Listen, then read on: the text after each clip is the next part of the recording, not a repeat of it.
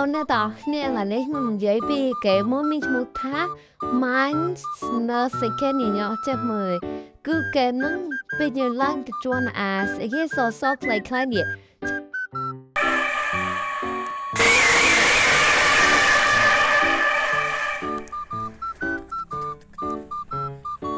អូយអ្នកលេងណាពេលយប់គឺទ្របភួយគ្រប់គ្នាតែម្ដងណាគ្នាមួយនៅគ្នាជឿណាគ្នាសាក់លេងពេលយប់ហាមលេងពេលថ្ងៃ